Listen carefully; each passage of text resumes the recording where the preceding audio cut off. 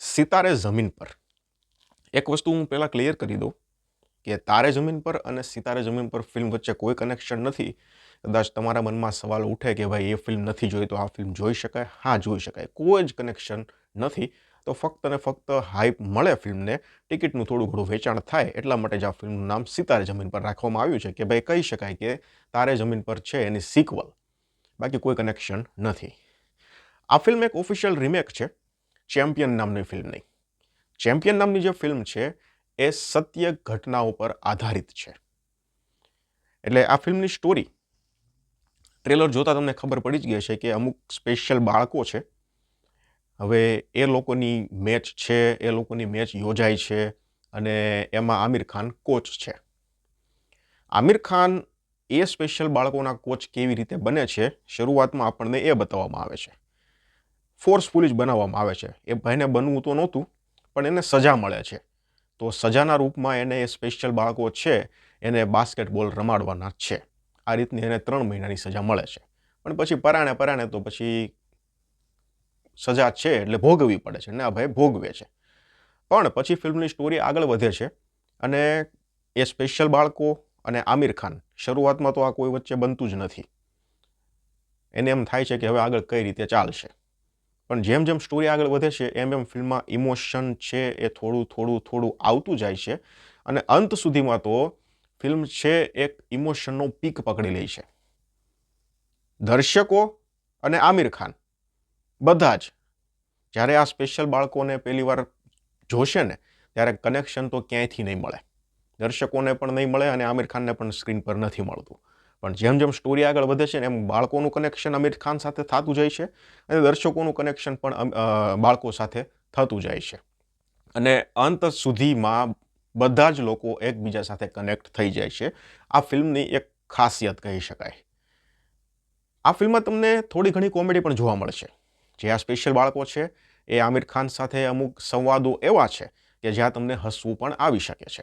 કોઈ double meaning dialog નથી, કોઈ ડબલ મિનિંગ કોમેડી નથી.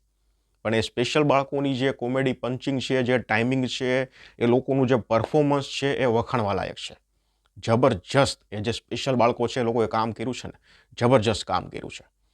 આમિર ખાનનું અને સ્પેશિયલ બાળકોનું જે બોન્ડિંગ છે, જે કનેક્શન છે, એ જેમ જેમ સ્ટોરી આગળ વધતી જાય છે એમ એ બોન્ડિંગ વધતું જાય છે. એમ કહેવાય ને કે લોહી ચુંબક અને લોઢું હોય એ ધીરે ધીરે નજીક આવતું જાય. એ રીતે આમિર ખાન અને એ બાળકોનું જે કનેક્શન છે ને જેમ જેમ સ્ટોરી આગળ વધતી જાય ને એમ નજીક આવતું જાય છે. અને ક્લાઇમેક્સમાં તો બધા જ મેં તમને આગળ વાત કરી એમ કનેક્શન છે આખું જોડાઈ જાય છે. ઘણા સીન એવા પણ આવશે કે તમારા આંખમાં આંસુ પણ આવી જશે. ઘણું બધું છે એવું ફિલ્મમાં. સંપૂર્ણ ફેમિલી સાથે જોવાય એવી ફિલ્મ છે. ચેમ્પિયનની કોપી છે. ચેમ્પિયન પણ 2 કલાક અને 40 મિનિટ અરાઉન્ડની ફિલ્મ છે અને આની પણ એ જ લાઇન છે. જે રન ટાઈમ છે સેમ જ છે. મેં ચેમ્પિયન જોઈ નથી એટલે હું કહી નહીં શકું કે કેટલું સેમ ટુ સેમ છે, કાંઈ નવો સુધારો વધારવામાં કર્યો છે કે તો હું નહીં કહી શકું. પણ રન ટાઈમ સેમ છે ને બેયનો, એટલે મને એવો અંદાજ છે કે લગભગ બધું સેમ ટુ સેમ હશે. અને આ ઓફિશિયલ રિમેક છે એટલે આપણે આને કોઈ કોપી કે એવું ના કહી શકાય. પણ હા, ઓફિશિયલ રિમેક છે. રાઇટ્સ લઈ અને પછી આ ફિલ્મને બનાવવામાં આવી છે એટલે ઓફિશિયલ રિમેક એવું આપણે નામ દઈ શકાય. પણ બંનેનો રન ટાઈમ સરખો છે એટલે લગભગ એવું જ હશે કે સેમ ટુ સેમ જ સીન બેસાડેલા હશે. તો આમાં છે ને થોડી ટ્રીમ કરવાની જરૂર હતી. હવે આમિર ખાનનો જે સ્પેશિયલ પર્સનલ પ્રોબ્લેમ જે એના બૈરાઓ સાથે ચાલી રહ્યો છે એ કદાચ થોડો ઘણો અમુક સીનમાં કાઢી પણ નાખ્યો હોત ને તો પણ કોઈ ઇશ્યુ નહોતો. કારણ કે ફિલ્મ છે ને એ થોડી લાંબી તો અમુક વાર લાગી જાય છે. ઘણા સીન છે એને ટ્રીમ કરવાની જરૂર હતી. સ્પેશિયલી જેનરલી આ ડિસોજા હારે જે સીનો છે ને એ એટલા બધા મને આમ કંઈ ખાસ લાગ્યા નહીં. એટલે એમાંથી જો 2-3 સીન કાઢી નાખ્યા હોત ને તો પણ ફિલ્મની 15થી 17 મિનિટ જેટલી ફિલ્મની લંબાઈ છે એ કટ થઈ જાત. બાકી બધા સીનો છે એની તો જરૂરિયાત છે જ. ફિલ્મનું ટ્રેલર આવ્યું ને ત્યારે મને એવું લાગતું હતું કે ઓકે, આ જે સ્પેશિયલ બાળકો છે તો એ લોકોને તો રમાડવાના થાય. તો હવે જ્યારે આની ફાઇનલ મેચ હશે, કારણ કે આ સ્પોર્ટ ફિલ્મોમાં કેવું હોય કે જે ફાઇનલ મેચ હોય ને એ જ મહત્ત્વની હોય. આગળની સ્ટોરી તો આખી પ્રિપરેશનમાં અને કોઈ લડાઈ ઝઘડામાં અને પછી કોઈને એ ટાઈપની જાતી હોય. તમે ચક દે ઇન્ડિયા જોયું હશે, તમે ગોલ્ડ અક્ષય કુમારની જોઈ હશે, ઘણી આવી સ્પોર્ટ ફિલ્મો છે. તો એમાં ફાઇનલ મેચ જ મહત્ત્વની હોય કે એક સામી ટક્કરની ટીમ હોય અને એક બાજુ આપણે આ હીરોની ટીમ હોય અને નેક ટુ નેક મેચ હાલતી હોય અને એમાં આપણી ટીમને જીતવાનું હોય. તો આ ફિલ્મનું ટ્રેલર આવ્યું ત્યારે મને એમ લાગતું હતું કે ઓકે, શરૂઆતમાં તો આપણે સમજી લઈએ સ્ટોરી કઈ રીતની હશે, પ્રેક્ટિસ થશે, પણ આ ફાઇનલમાં પછી આ લોકોની ટીમ જે હશે એ નેક ટુ નેક કઈ રીતનું સેટિંગ થશે, કેવી મેચ હશે, આવું હું વિચારતો હતો ટ્રેલર આવ્યું ત્યારે. પણ ફિલ્મમાં જે મેચ બતાવી છે અને ફિલ્મમાં પછી જે પરિણામ બતાવ્યું છે ને, એ વસ્તુ આપણે શીખવા જેવું છે. શું પરિણામ છે તો હું તમને નહીં કહું, પણ એ વસ્તુ હકીકતમાં શીખવા જેવી છે. ફિલ્મ શરૂ કરી તોય મને એમ જ હતું કે ઓકે, ફાઇનલ મેચ આની કેવી હશે, કઈ રીતનું રિઝલ્ટ હશે, શું હશે, કેવી નેક ટુ નેકની મેચ થશે.